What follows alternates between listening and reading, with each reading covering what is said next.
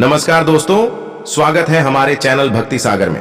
दोस्तों, यदि आप हमारे चैनल पहली बार देख रहे हैं तो सब्सक्राइब करना नहीं भूलें। दोस्तों, आज की इस वीडियो में हम आपको बताएंगे कि जो भी महिला और पुरुष सुबह की स्नान 8 बजे से पहले नहीं करते हैं, उनके जीवन में क्या तकलीफ होती है, और इसके साथ ही जो भी महिला और पुरुष सुबह की स्नान 8 बजे से पहले करते हैं तो उनके जीवन में कौन सी सुख मिलती है। दोस्तों, एक समय की बात है जब भगवान विष्णु क्षीर सागर में शेष नाग की सैया पर विश्राम कर रहे थे। तभी नारद जी मृत्यु लोक से घूमते हुए भगवान विष्णु के पास नारायण नारायण करते हुए पहुंचे। तभी भगवान विष्णु की आंखें खुल गई। विष्णु जी नारद जी को देखकर बोले, आइए नारद जी, किस कारण आज आपको आना पड़ा। तभी नारद जी बोले, हे प्रभु, मृत्यु लोक घूमते हुए मैं आपके पास आया हूं।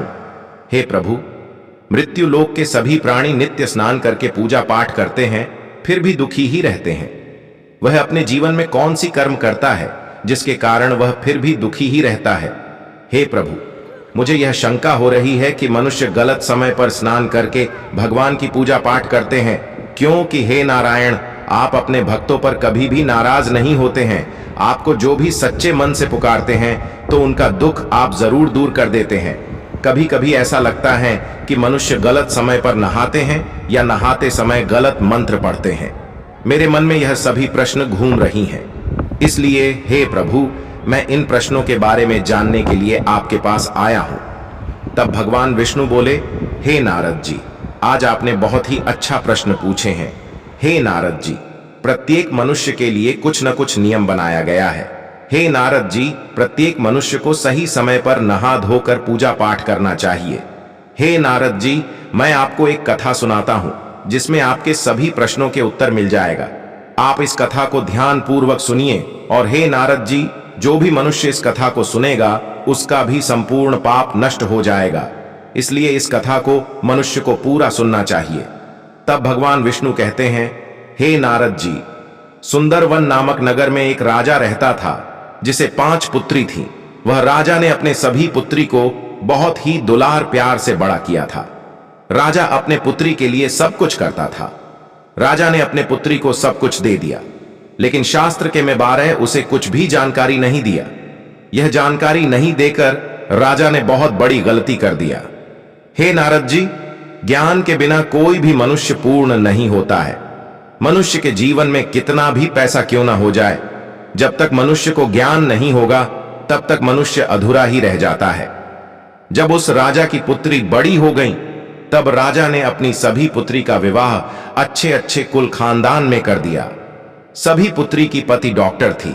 ससुराल पहुंचते ही राजा की सभी पुत्री को स्वागत किया गया। ससुराल की सभी रस्में एवं विधि विधान भी करवाया गया। राजा की उन 5 पुत्री को ससुराल में खूब आदर सम्मान मिलने लगा, और 5 पुत्री बहुत ही आनंद पूर्वक रहने लगी। देर से सोने जाती थी और सुबह में भी देर से सोकर उठती थी। कभी कभी स्नान करती थी और कभी कभी भी पूजा पाठ करती थी। उनके सास ससुर ने उन 5 को कई बार समझाया, लेकिन वह किसी की भी बात नहीं मानी और हमेशा अपने ही मनमानी करने लगी। धीरे धीरे समय गुजरता गया। सभी पुत्री की पति जो डॉक्टर थे, उनका अब अस्पताल बंद हो गया। किसी भी तरह घर का गुजारा करने लगी और घर में क्लेश झगड़ा होने लगा, और सभी की पति ने बोलने लगा, जब से ये सब घर में आई है तब से ही मुझे इन संकटों से गुजरना पड़ रहा है। उन 5 बहन की ससुराल में पैसों की इतना तंगी हुआ कि सभी ने अपना घर बेच दिया और झोपड़ी में जाकर रहने लगी। लेकिन उन 5 बहन को झोपड़ी में अच्छा नहीं लगता था, इसलिए वह अब अपने पिता के घर आ गई और पिता के साथ ही रहने लगी। पिता के घर आकर भी उन सभी बहनों की आदत में सुधार नहीं हुआ, और पिता के घर वैसे ही कर्म करती थी जो कर्म अपने ससुराल में करती थी। बिना स्नान किए ही भोजन कर लेती थी, जिस कारण उसके पिता के घर में भी खूब गरीबी आ गई। घर में खूब लड़ाई झगड़ा चालू हो गया। एक दिन भगवान श्री कृष्ण उसके दरवाजे पर भेष बदलकर साधु के रूप में उसके दरवाजे पर खड़ा हो गया। यह देखकर राजा ने तुरंत ही साधु को सत्कार किया और उनको अपना सारा दुख सुना दिया। तब साधु ने बोला, हे राजा, मुझे बैठने के लिए आसन दो, मैं बैठकर ही कुछ भी तुम्हारे बारे में बता पाऊंगा। तब राजा ने साधु को बैठने के लिए आसन दिया। आसन पर बैठकर साधु ने अपने दिव्य दृष्टि से उस राजा के सभी पुत्री के बारे में बता दिया। तब राजा ने अपनी सभी पुत्री को बुलाया तो देखा कि उन सभी पुत्री के सकल पर नकारात्मक शक्ति घूम रही है। यह देखकर राजा बेहोश हो गया। कुछ ही देर के बाद राजा को होश आया। तब साधु ने बोला, इन नकारात्मक शक्ति के कारण ही तुम्हारे पुत्री की आदत नहीं बदली है, जिसके कारण तुम्हें अधिक परेशानी हो रही है और इसके साथ साथ दुख और संकट भी साथ में जाती है। हे राजा, तुम्हारी तीनों पुत्री आलसी हैं। यह देर से सोती है, देर से उठती हैं और बिना स्नान किए ही भोजन कर लेती हैं।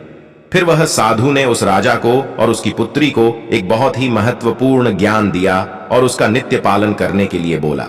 भगवान विष्णु कहते हैं, हे नारद जी, स्नान के 4 प्रकार हैं, ब्रह्म स्नान, देव स्नान, मानव स्नान और दानव स्नान।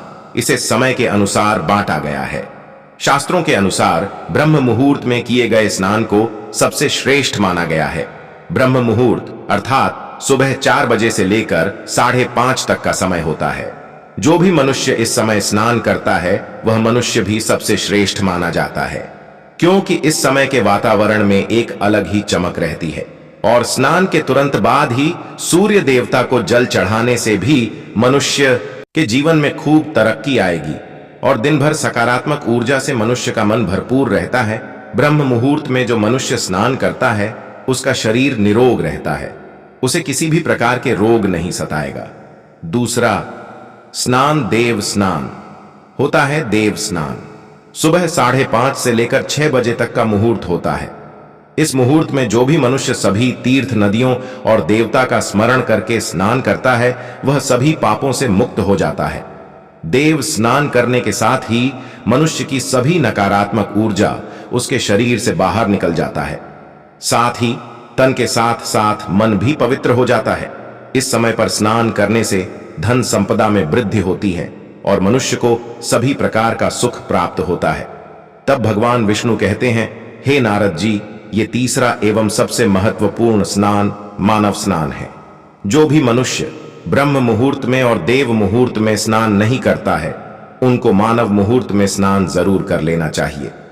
इस स्नान का मुहूर्त सुबह 7 बजे से लेकर 8 बजे तक होता है।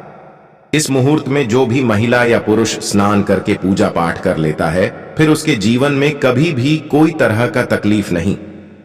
हे नारद जी, जो मनुष्य सुबह 8 बजे के बाद स्नान करते हैं उनके जीवन में खूब तकलीफ होती, उनके शरीर पर नकारात्मक शक्ति हमेशा रहती है, जिसके कारण उनको किसी भी काम करने में मन नहीं लगता है। इसलिए हे राजन, तुम्हारी 5 लड़की की ससुराल में भी गरीबी आ गई और जब से यह तुम्हारे पास आया है तब से ही तुम्हारे घर में भी गरीबी आ गई है। इसलिए हे राजन, अभी भी तुम्हारे पास समय है। तुम्हारी पुत्री यदि समय पर स्नान करके पूजा पाठ करेगी तो तुम्हारे घर से गरीबी दूर हो जाएगी। इस तरह की बात कहकर वह साधु चला गया और राजा साधु के द्वारा बताया गया मंत्र जाप करने लगा और राजा की पुत्री भी समय पर स्नान करने लगी। फिर राजा के घर में लक्ष्मी की कोई कमी नहीं रही। तब भगवान विष्णु कहते हैं, हे नारद जी, जो भी मनुष्य मृत्यु लोक में उस राजा की पुत्री की तरह समय पर स्नान करके पूजा पाठ करेगी तो उसके घर में कभी भी गरीबी नहीं आएगी। यह कहकर भगवान विष्णु ध्यान में चले गए और नारद जी भी नारायण नारायण करते हुए चले गए। दोस्तों, आपको यह कथा अच्छी लगी तो हमारे चैनल भक्ति सागर को सब्सक्राइब करना नहीं भूले। धन्यवाद।